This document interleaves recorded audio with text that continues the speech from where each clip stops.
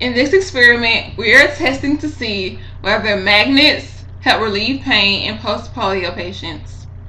To do this, we ask each participant to rate their level of pain they feel before they've been treated with magnets, and then to rate their level of pain again after they've been treated. To calculate our T statistic, we first need to calculate our D scores. To get our D scores, we subtract time 2 and we subtract time from time 1. After we have all of our D scores, we add them all up and divide by N, which in this case is 29. This gives us our mean difference, which is 5.24. We subtract 5.24 from each D score.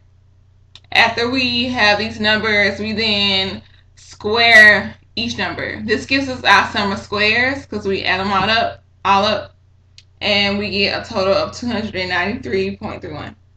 Since we have our sum of squares, we now can calculate the variance.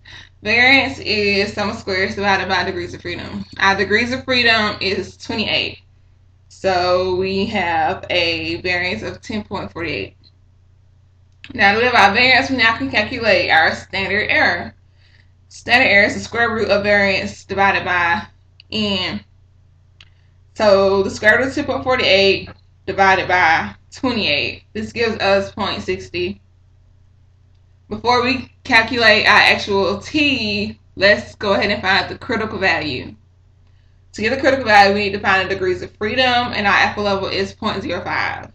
Our degrees of freedom is 28, so our critical value is 2.048.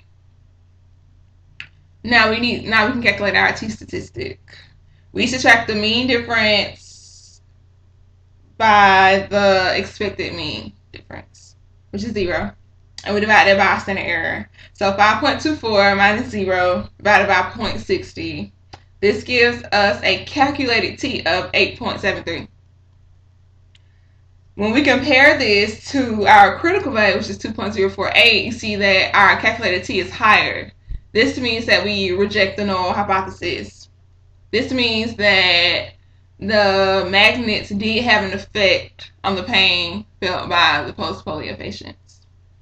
Now we need to calculate our effect size. Our effect size is 0.73, which means that this was a very large effect size.